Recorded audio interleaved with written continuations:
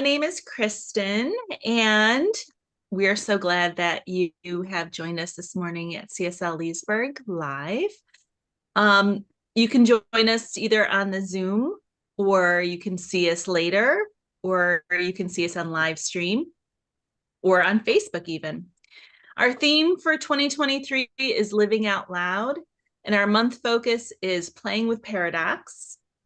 And today's message is the genius of the and. Today's message will be given by Charlene Banks, our spiritual director. And now I invite you to add anything to the chat or in the comments, prayer requests, or celebrations that you'd like to have included later in the service when we provide our community spiritual mind treatment, which is our form of affirmative prayer. And we invite you to get comfortable and relax into this moment as we officially begin our service with this welcoming video. Please join us as we create our sacred space. We set our intentions of deepening into our awareness and practice of our 5 pillars of spiritual living by lighting this candle in our virtual world. Our first pillar is sacred study, represented by the divine quality of truth. We use this pillar to recognize the importance of an open mind and the power of our minds. The second pillar is affirmative prayer, represented by the divine quality power. This pillar honors the power of prayer in our daily lives. Our third pillar is meditation and the divine quality of peace. This pillar reminds us of the importance of meditation and the peace we feel when we quiet our minds. The fourth pillar is circulation and the divine quality of life. We know that the great law of circulation works in our lives. As we give, so shall we receive.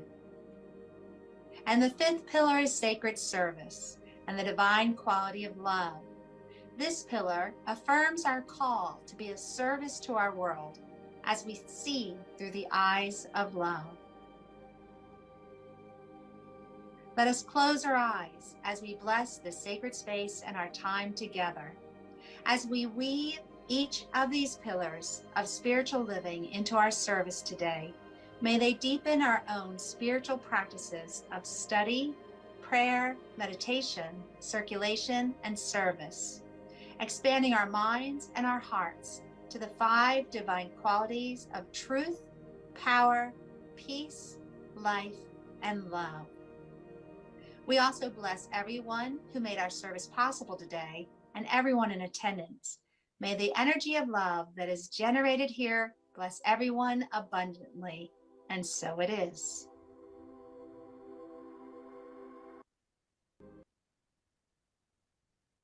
And now I would like to meditate with you. So if you could find a way to minimize distractions in your environment, maybe sit more comfortably where you are, even lay down if you wish to, if you're able to. And I'm just going to invite you to close your eyes and focus on following your breath. Just understanding the breath.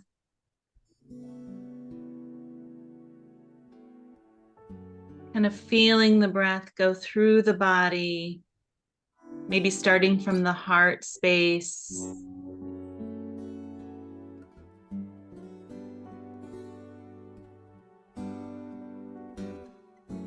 And whatever situation you find yourself in,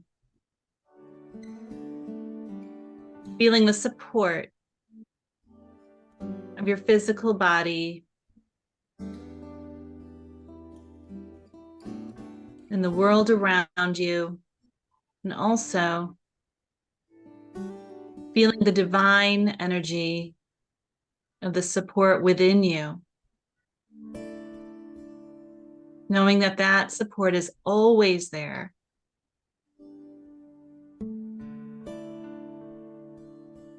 That divine spark of life that is you is always, always there.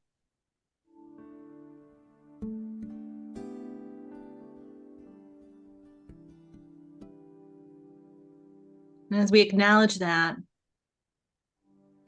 I invite you to just feel the quality of your presence right now.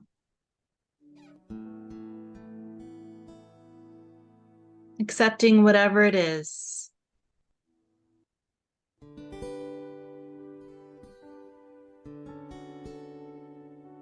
There might be something that you would call negative.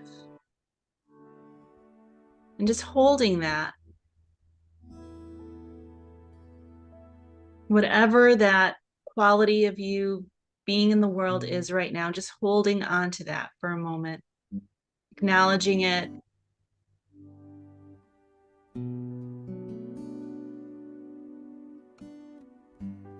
Breathing into it.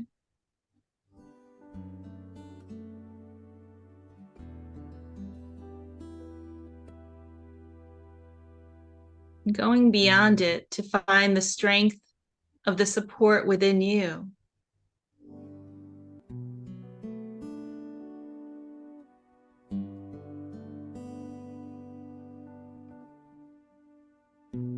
The strength that can hold all things.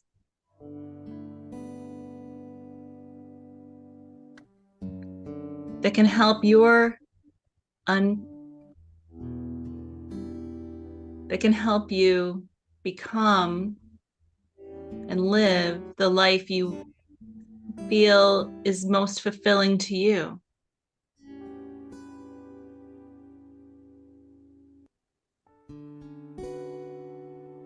Whether it be service, circulation, prayer,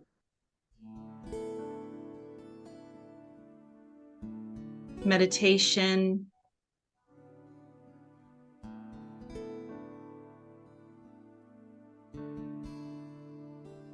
learning and studying, all of these qualities and activities of who you are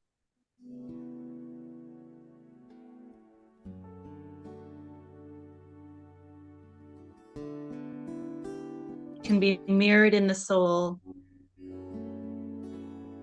can be supported by the divine energy of who you are.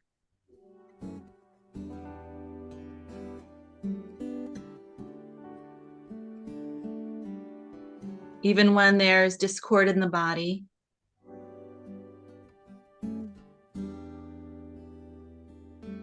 just feeling into that discord.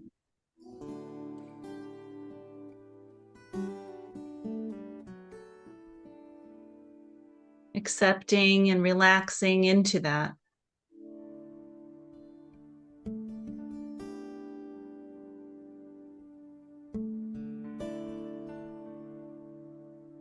That we are the community that makes the world a better place. Through support, through service,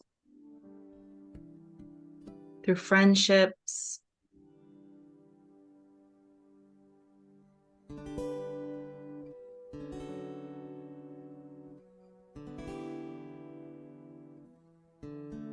So following that breath,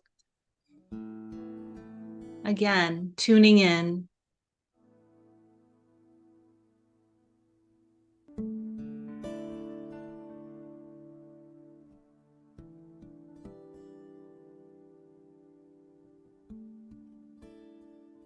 And knowing that every cell is longing to be in the world as you.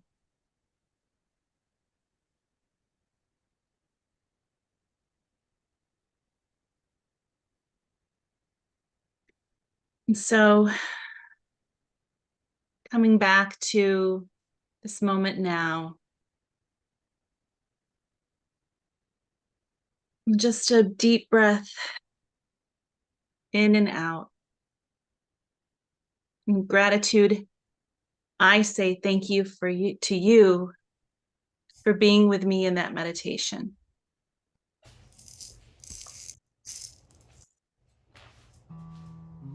Now over to Leah. This song was inspired by a conversation I had with Layla last night.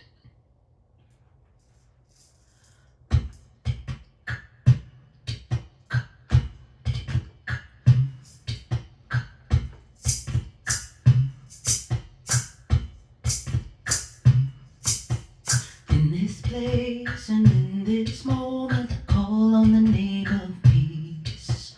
In this place and in this moment, I call on the name of peace. Peace come down, peace come down, peace come down, peace come down. In this place and in this moment, I call on the name of peace.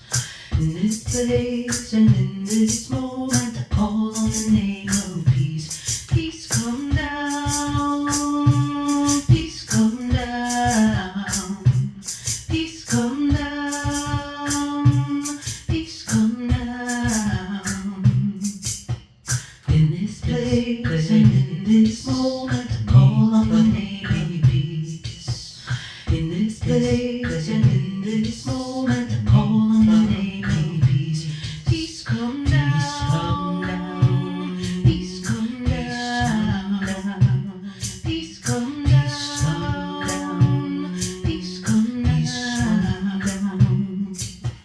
In this place and in this moment, I call on the name of peace. On the name of peace. In this place and in this moment, I call on the name of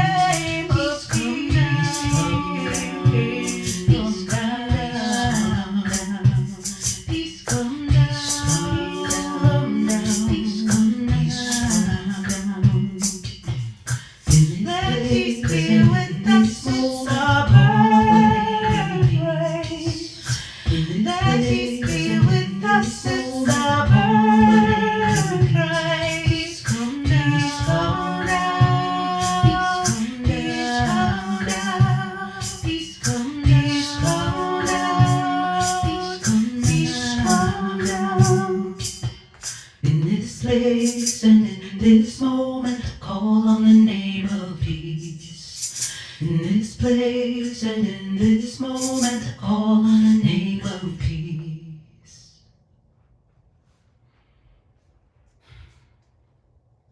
What? That was amazing. Thank you so much. Woo.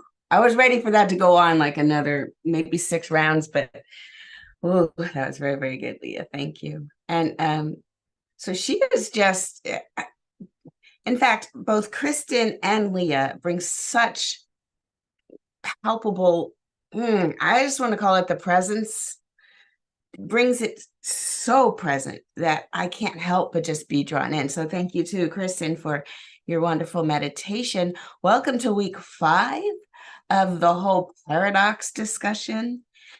We were talking about, there's a lot going on. That's okay. We were talking about on the first week about how we could just know what paradox is. And then it becomes interesting when we look at the supposed opposites and how these opposites show up in our lives, and that we don't have to shirk away from opposites. We don't have to name things as good or bad. We can definitely just be in the and space. And that's the title of this talk today. It's the genius of the and, where we are building something together as community, but it only happens when we can choose to see both sides of a seemingly opposing set of opposites. I mean, what else could they be besides opposing? They're opposites. We have the spectrum of so-called good and bad. right and wrong. In fact, I was looking up some information about the yin yang symbol, and the yin yang symbol shows the differences, shows the dark and the light, and embraced in a coil, if you will. And so I was looking it up, and I will show you a couple of slides in a second. But as I bring up the thing about the Tao, a lot of times we take the so-called good and put it against the so-called bad, not realizing that we need both sides of this. Think black, white in terms of color. Think shadows or light in terms of illumination. Think male or female in terms of gender. All of these binary options, it's as if we almost have to pick one or the other. And that once you do pick one or the other, then when anything that opposes our choice, when it comes up, we tend to double down and dig in our heels, choosing this opposing position. And what we find is that life really is more than just those binary opposites. And so I was looking around as well, and I was interested in how many traditions, spiritual traditions, embrace the and. How many of them talk about this? How many? And so I was able to find 4 really good examples of paradox as it shows up in spirituality. So let me go back into sharing mode. And I'll start out with Zen Buddhism. Zen Buddhism, if I could share my screen. As we know, Zen Buddhism, represented by the sitting and being, the non-attachment, the just living in the third way or the middle way between these opposing opposites. So what you'll find is some things mentioned, such as what is the sound of one hand clapping? What is the sound of one hand clapping? And we talked about this before. It's this sound. Does it make a sound? How about the next one? The way is not the way. That's paradoxical, isn't it? The way is not the way. How can both of those be true? When you have nothing, you have everything. Now, our logical mind just has to give up, doesn't it? It has to. Because the mind gets caught in a little do loop, a for loop that tries to make it make sense, but we're talking about something that transcends the logical mind. So beingness and the divine, there's something ineffable, that isness that is bigger than who we are. That is what we're calling upon. That eternal essence of spirit that moves in and through and as all of us. And that in Zen Buddhism, they're calling that forth using these energies of paradox, where we can't get caught up in someone's words because the words don't make any sense. The words, however, are calling forth something beyond. And then another tradition I was able to stumble upon, Taoism, as I was talking about earlier, represented by this yin yang symbol that represents as well not only the opposites, where what you have is the dark or the feminine, but it's also enwrapped and coiled with the light or the masculine or the yang energy. And it's not either or. Each of these energies has a little bit of the other inside of it, noting how the black side has a little bit of white, and that the white side has a little bit of the black. There are whole talks. I could give a whole talk on just this symbol, but look at the paradoxical phrases that come up when we speak of the Taoist tradition. The Tao, which is like the spirit, the divine, the Tao that can be spoken, is not the eternal Tao. Because something happens once we take the ineffable and the just undescribable and we attempt to describe it, we have just narrowed it so that we are not dealing anymore with its wholeness, at the eternality of it. We are now just speaking of an aspect of it. This is necessarily true. That which can't be described, once we attempt to describe it, we've just removed a lot of it. Words cannot convey. But there's also something else about knowing this that makes it even more palpable. We feel it, something, it's indescribable. We just, like Leah's song, just, The softest thing in the universe is stronger than the hardest thing. Sounds like opposites. Sounds like how can both of these be true? Yet a part of us does realize that it's that gentle energy. When we're, let's say we're raised by a maternal figure who could go on a rant about how we've disappointed them, but instead goes soft and speaks quietly and speaks to us, somehow that's more terrifying than if dad just started storming through the house. Something about that quiet, feminine energy, the soft energy that just gets you.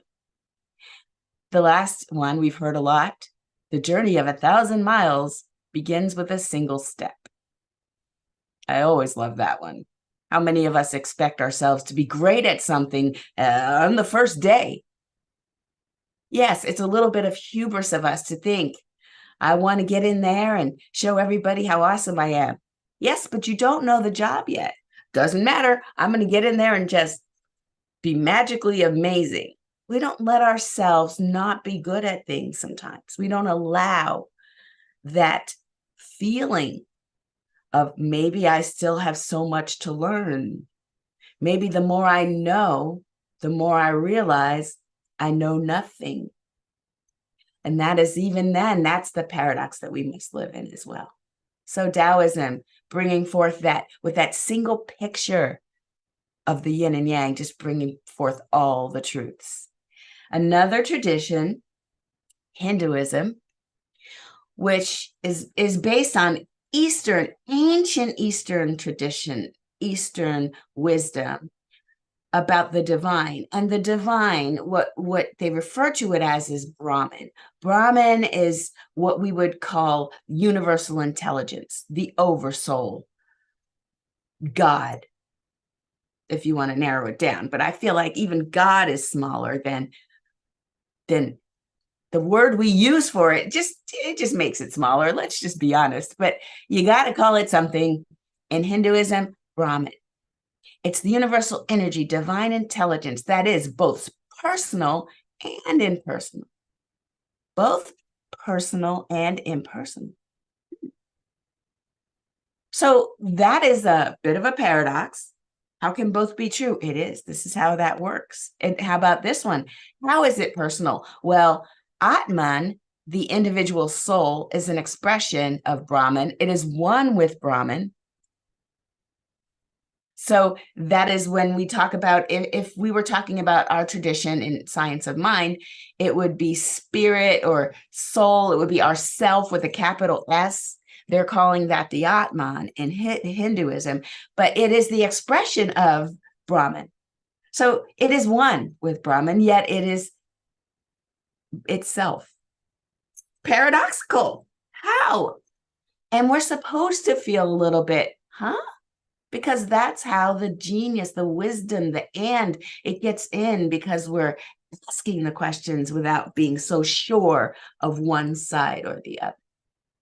The last one for Hinduism is Maya, which is what they call illusion, that the world is an illusion. Maya and Brahman are both real and unreal at the same time. And you go, what? How could they be real and unreal? The illusion that you and I walk around with is these illusions are that, well, we're all separate. Each of us is separate. Each cell is separate from the other cells. They're not part of a whole. And that's illusion, because we are all whole. We're all this wholeness, this universality. We are one, but we look like we're separate. That's the paradox. So it is throughout all of our traditions. And I'll end, I will spend the rest of the time talking about how Ernest Holmes views it, who's the founder of our tradition, but I would be remiss if I didn't also include Christianity. How does Christianity embrace paradox? Does Christianity embrace paradox? Absolutely. Through Christianity, we learn of the Trinity, and they say that God is both three different things and one thing. It's one, but it expresses itself, Father, Son, and Holy Ghost, but we all know it's Mother, Father, Son, and Holy Ghost. And so these are different aspects of this divine energy, and they're just naming it, but they're just one. And the representation of this is Jesus, where Jesus supposedly, of course, he walked the earth, but here's the supposed part, was the exception to the rest of us humans, because Jesus was both human and divine. Now, if you believe it how they tell it, they'll say, and that's the only one. Everybody else, you're not like Jesus. But if we read the words of Jesus, he's like, dude, I am representative. I'm an example. That which I do, you'll do more. That who I am, the kingdom of heaven is within each and every one of us. It's not just me. And so that is cool. Yet we're like, oh my gosh, so we're walking around, we're human and we're divine at the same time. And then the last one, I love this last quote: to find your life, you must lose it. To find your life, you must lose it. We know what this means internally, but at the level of the sentence, it makes no sense. That is paradox. We know that to find our life, our true life, what we're really here for, we must let go of that which we believe about ourselves. These lies of smallness, of not good enoughness, these things that keep us from pursuing our heart's desire. Oh, I'm too small, too tall, too fat, too thin, too old, too young, I cannot pursue my dreams, because these are the things we let go of. That's the life we lose in favor of the true life, why we're really here. When Kristen took us through that meditation, I was letting go. I was thinking about all the things. She says, well, what did you really come here for? What is your true life about? And that, let's embrace that. Let's go that way. And I know her words didn't say that, but that's where I took it. I saw myself on some journey, just following what my truth is and letting the rest go. That's not mine. And letting it go with a sense of, it's not mine, as opposed to letting it go with longing and regret, just letting it go, just dropping it.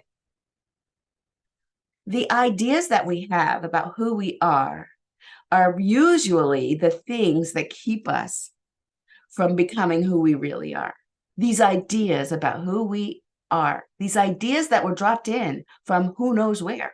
It could be from generational trauma. Our family members that came before us may have gone through things. They never talk about them. They bury them down. So then they show up, because nothing ever stays buried. Have we not learned from every horror movie? Nothing ever stays buried. So we bury it down. We think we're fine. We hum a little bit in the darkness just to make ourselves not so afraid, and we stay busy. But what happens is that trauma peeks out a little bit. It jumps out in our mouths when we see something we don't like, and we say hurtful things to people, especially in our families. And then and no one knows where it comes from. We just know, uh-oh, tread lightly today. Parent is on a warpath. We don't know why. When we have unexamined trauma, it does get passed down in lineage, in tradition. We become that thing that we don't want to face, and we don't even know it's there. So a lot of our spiritual work comes from unfolding, unpeeling the layers as we slowly sit and say, okay, we're like this month, we're talking about living out loud. We're sitting down and looking at these paradoxes. How many ways do I see the world? Do I tend to go into the world with an expectation that life will come to me in a certain way? And if they don't come to me just in a particular way, then I am going to clap back. I'm going to have some negative feedback for these people. I'm going to train them. I need to organize all of my surroundings and every circumstance so that it reflects what I think I need. Now, that's a difficult life to go through. And so when we're looking at that, we're typically living from an from an or, A or B. And if we don't like what we see, then we just kind of fight against this and try to get it to the other side. This is what we see inside social media when you have discussions. I don't know how many of you are on social media, but there tends to be one person says something and then all the comments are blah, blah, blah, blah. Right? Fighting against 240 characters or however many they're allowing now, and just taking a position and then getting a lot of grief about it. I don't really partake. I look at aggregator type of things where somebody reads to me what's going on Twitter these days. I'm like, oh, that's interesting. And I go about my business. But it does sound like there's a lot of camps, this side versus this side. You'll look at the news. There's a war going on in several parts of the world. And you can see one side, and you could see the strengths and the weaknesses of the other side. And so when we're coming through our lives and we're looking at these either or, we're challenged to find the and. How can I find some truth that I see on both of these arguments? It's hard for me to find just one absolutely evil side and the other side's absolutely perfectly angelic. Typically, humans are nuanced, and so are situations. They're nuanced. So I would just seek to understand more than to seek to have an opinion and stick with it. Seeking to understand is what Ernest Holmes talks about.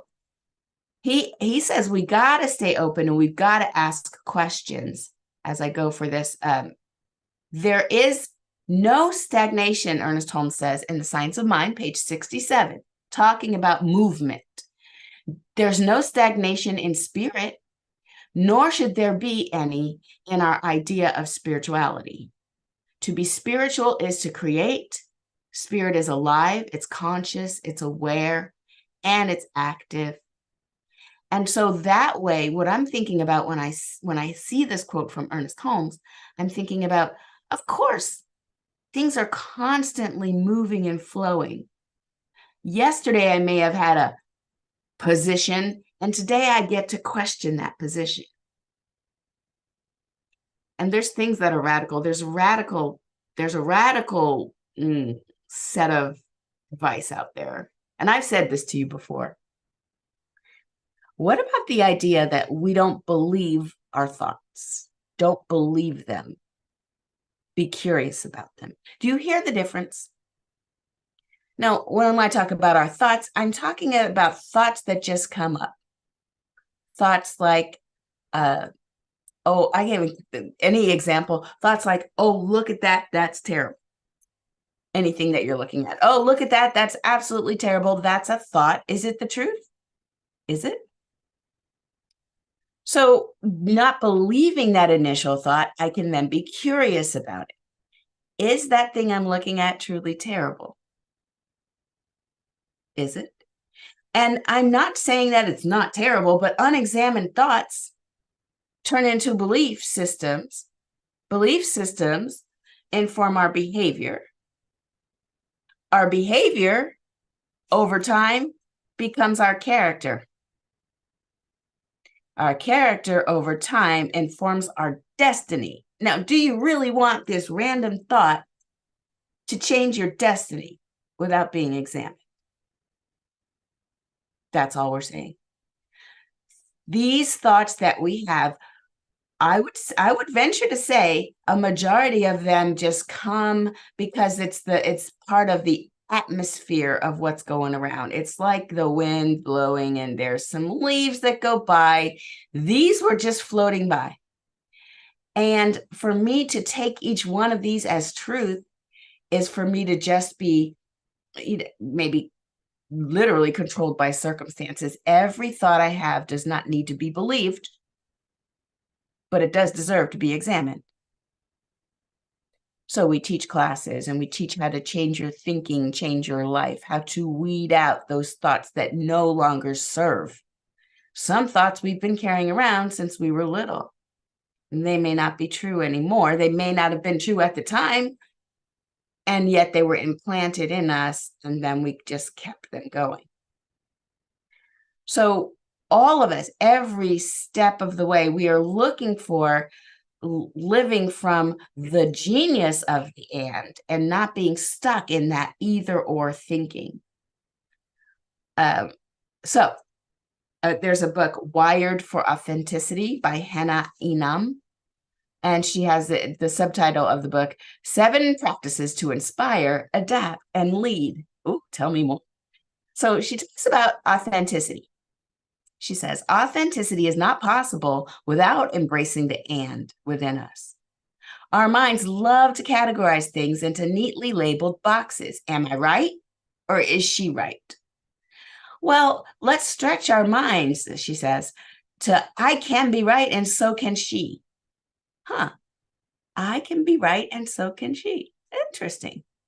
She goes on, embracing the and is like yoga for the brain.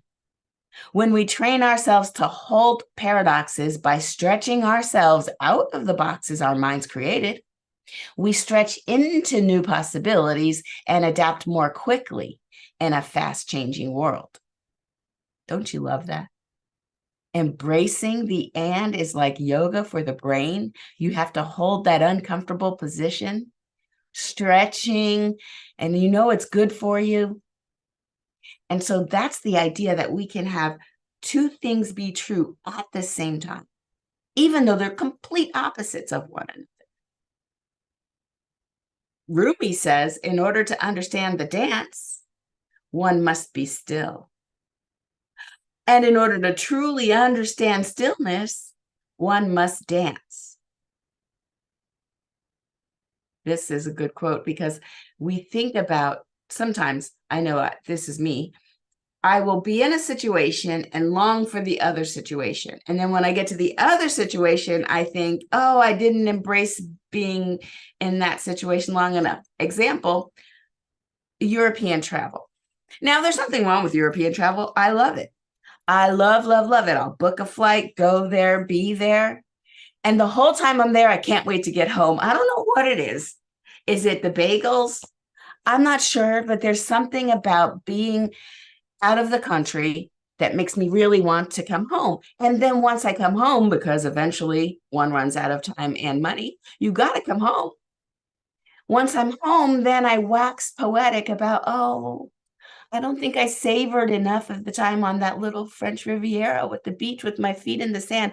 I didn't really savor it, because part of me was like, oh, I wonder what's going on at home. Can't wait to go have that burger. Like, why? So this is the thing. Being able to be present where we are, that's the biggest gift. And I know for me, if I can master that, then maybe when I'm looking back on my life, when I'm on my deathbed at 160 years old or whatever, I got to make it far in the future so I don't jinx myself. But the point is, I want to look back and say, I savored those moments. I was really present. Instead of in my mind about, oh, wouldn't it be better if, I want to be like, wow, look at what is. Look at what is.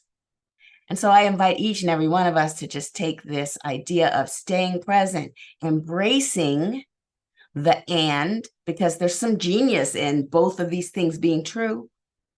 And also just asking ourselves, staying in the question, not really being so knee-jerkish about our reactions, just staying open, malleable, in the question, just really living this life, because it's an amazing life.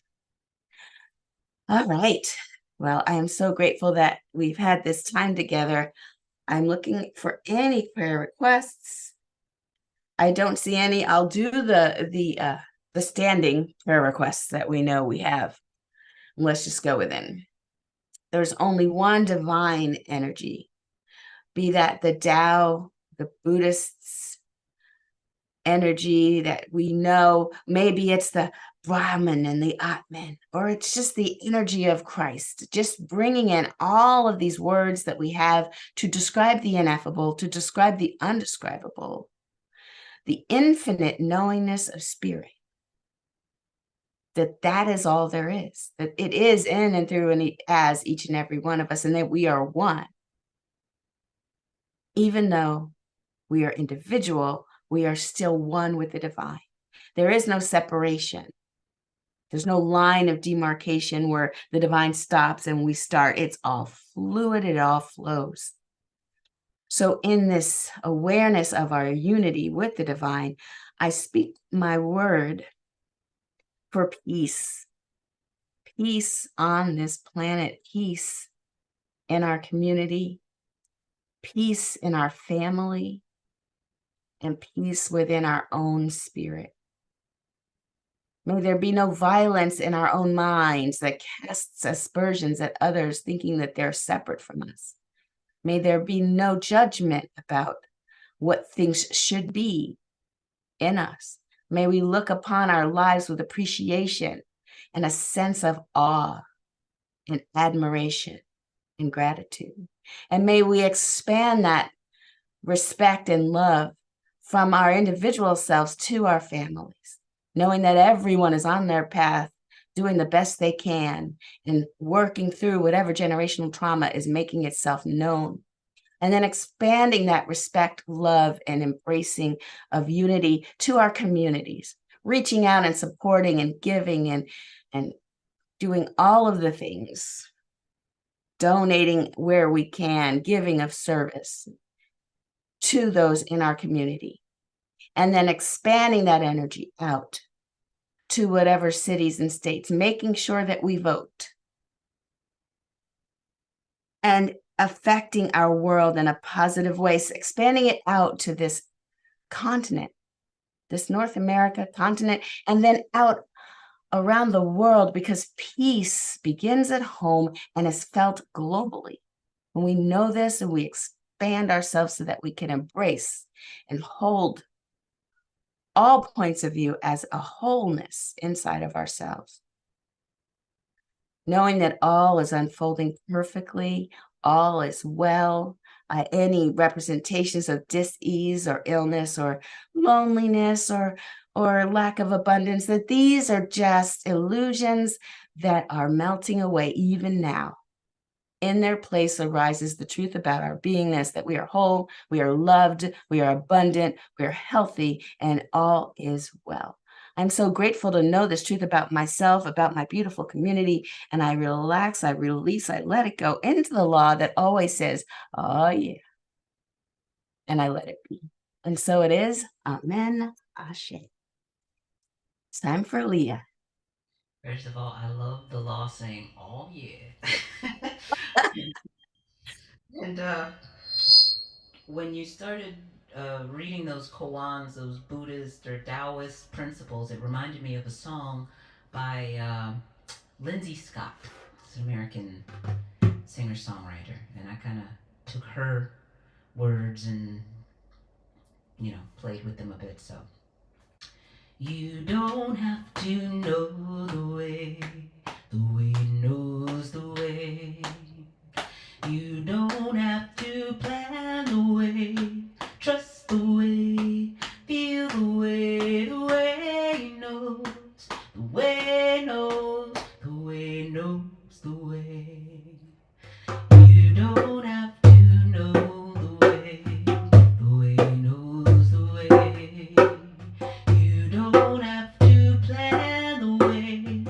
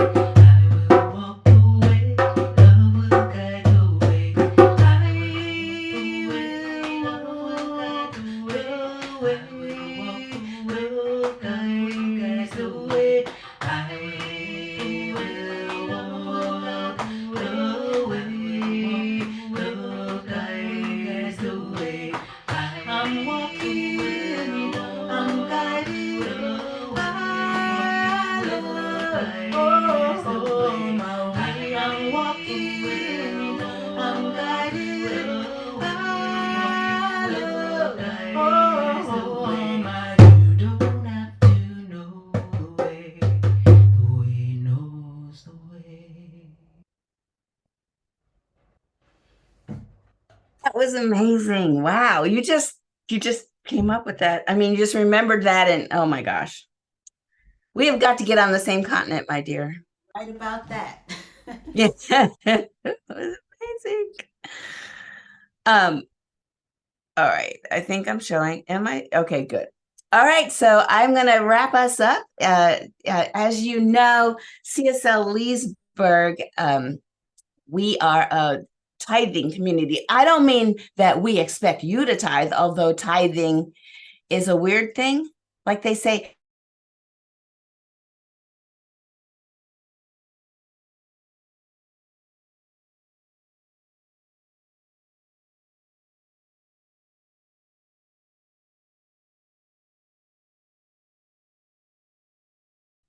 my system died a second ago. Can you hear me okay?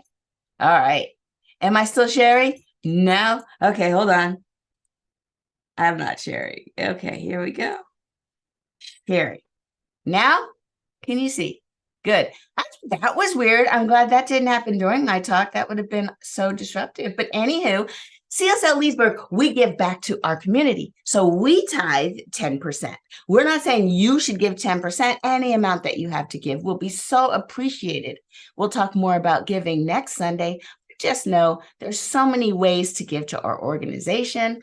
And not only do we turn around and give it, pay it forward, we also use it to support our home office. We use it to support our Zoom and all the different things that we need to keep this business going, this church going, this community going, this thriving, wonderful center. So I know that you probably already give. If not, here's some ways to do so. Just go on to our website at cslleesburg.org and just feel free to donate in whatever way is comfortable for you. Now, take your donation, whether it's in your hand physically and you're about to put it in the mail, or you know that it's already done electronically. Please cover your heart with your donation in your mind and say with me, the presence of spirit within me blesses everyone I meet. It tends to heal everything I touch, brings gladness into the life of everyone I contact. Therefore, I am a blessing to myself, to humankind, and to the day in which I live. And so it is. Awesome. Let's talk about our announcements really quick. Dream Study, of course, is happening next Saturday on November 4th. Please come on to our Zoom link and tell us all about your dreams. We'll help you figure out what's going on with those dreams. We love it. It's what we're here for. So come on by. And now today we have an exciting after service ceremony. We have a new member that's going to be doing our new member ceremony to officially invite her into the fold. And so we'll be doing that on Zoom, but not broadcast. We're doing that. So if you would like to attend our new member ceremony and you're not on Zoom right now, join Zoom in a couple minutes and you can participate with us. Next Sunday is our Conscious Giving program kickoff. And after that, we're going to go to the Sunday lunch bunch over at Wegmans. So hang out for November 5th. Also, I wanted to add on December 10th, we have our CSL annual membership meeting where we go over the budget. We do a little business for the center. So members will be showing up for that. Okay, guys. Wonderful. It is time to close out our beautiful service. What a great time. Thank you for joining us. Just say with me or say after me, let me allow you to turn on your mics. I had it restricted temporarily because reasons. But now I will allow you to unmute yourselves. And after me, please say, I am love. I am love. And now look around the room and point at someone, even if it's at the screen where there's somebody you love. Say, you are love. You are love. Oh, the dog. And then put your hands up in the air, wave them like you just don't care, and say, it's all love, y'all. It's all love. Yay. All right, you guys have a wonderful week. And if you're hanging out with us to talk about pearls, I would love to hear your thoughts about today's service. I thought it was great, but I'd love to hear what you thought. All right, take care. See you next time. Bye.